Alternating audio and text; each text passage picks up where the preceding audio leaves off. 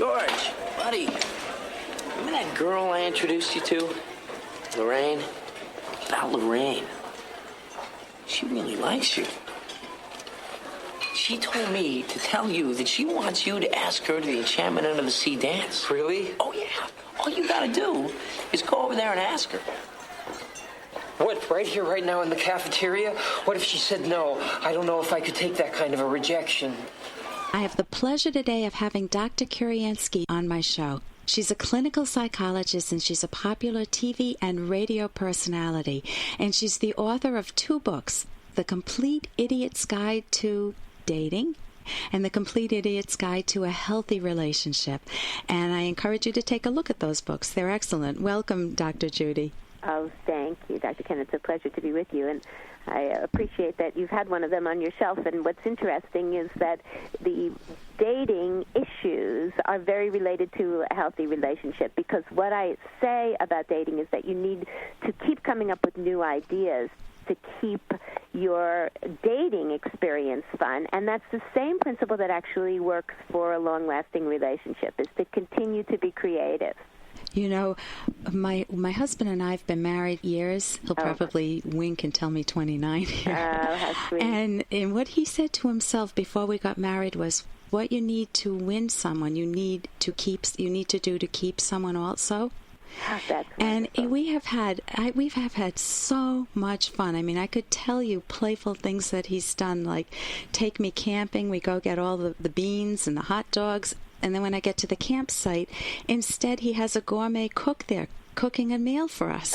So he's done wonderful romantic things and throughout the relationship. Oh, that is so sweet.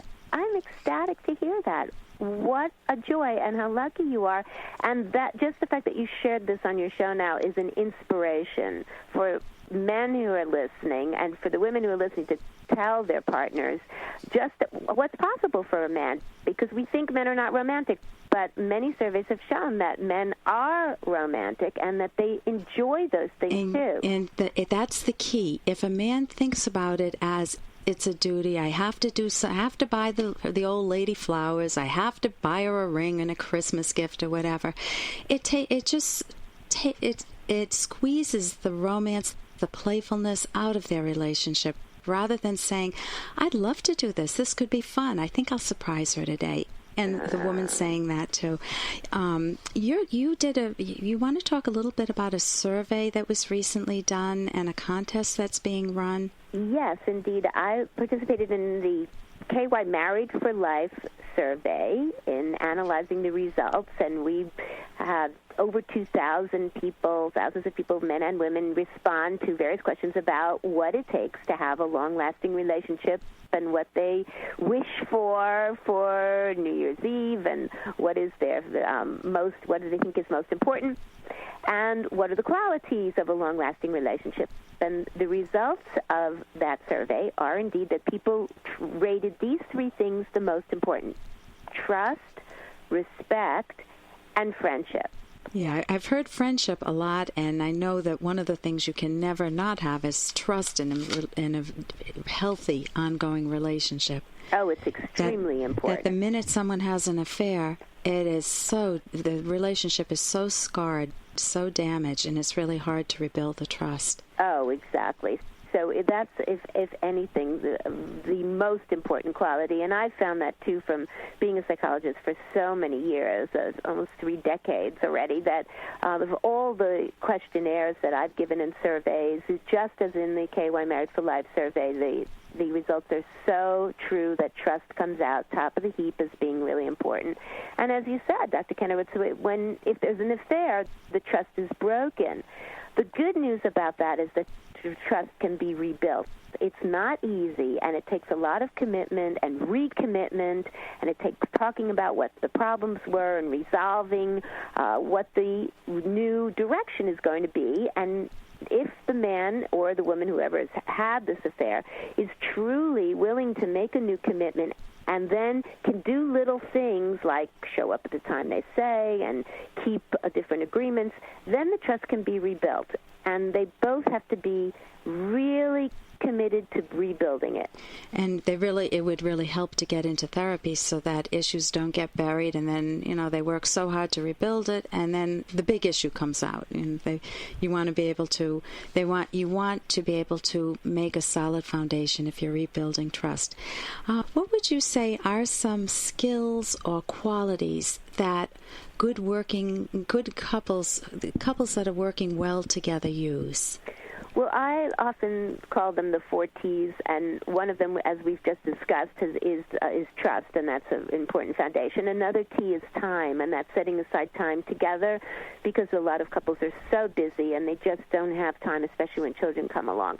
The third T is talking, which is exceptionally important, and even in the KY Married for Life survey, communication came out very, very high on the list of what was important for couples. They definitely, especially women, want to be told what's on their partner's mind. And the fourth one is touch, because touch is really important. There's been lots of research to show that touch is soothing. It lowers blood pressure. And as a sex therapist myself, I certainly know that touch is very crucial, and that fits in so really importantly to the mission of KY, which is, of course, with their new Ultragel. Touching is very important. When people go through different stages of life, especially after women have had menopause, for example, and they may not be as excitable or they may not lubricate as much, that's where it's so important to continue the touch and continue activity, and where something like a KY Ultragel can help. But touch in any way, massage is so important. Really, Dr. Kenner, it's a foundation for every sexual enrichment and marriage enhancement program that I've ever known about or that I run myself. Those massages don't have to lead to sex is a very important message to people. They should be what we call non-demand. Mm-hmm. You mentioned time also, and when I see teenagers dating, they can't get enough time with each other. They don't want to do homework. They don't want to go to sports games, and they just want to be with each other. And then when you see married couples who've been married for many years, it's like, I left the old lady home, or I finally escaped from him. I can't believe it. He drives me buggy, and you don't get a sense of connection anymore. What have you noticed in terms of couples? I know we're down to the last 30 seconds, but couples, they don't work at it. And the real key is exactly how we started out talking, and that is when the teenage couple are really looking to make each other seduced and interested. And that's what you have to keep on doing all the time. Pretend even that you've just met. That's the best advice. So go back to dating. If you feel like your marriage is dying or your relationship is dying, go back to dating. Thank you so much, Dr. Judy Kurianski, for joining me today, the author of The Complete Idiot's Guide to Dating and Another Complete Idiot's Guide to Healthy Relationships. And you can think of this in your own life, the 4 T's. Trust. Do you trust your partner? And does your partner trust you? Having time together. Do you enjoy time together? Do you set time aside just for the couple? Not just, you need time for yourself too, but couples time. Do you talk with each other about the important things, not just about the minuscule things of the day? That's important. The functional things of the day need to be taken care of, but about what you love most in life. Can you share your most important interests with your partner? And touch, and of course touch includes sex. You want to make that very rich, very enjoyable for yourself. So I'm wishing you all a wonderfully romantic week, and I'll be back next week on The Rational Basis of Happiness. I'm Dr. Ellen Kenner. Your future hasn't been written yet. No one's has. Your future is whatever you make it. So make it a good one.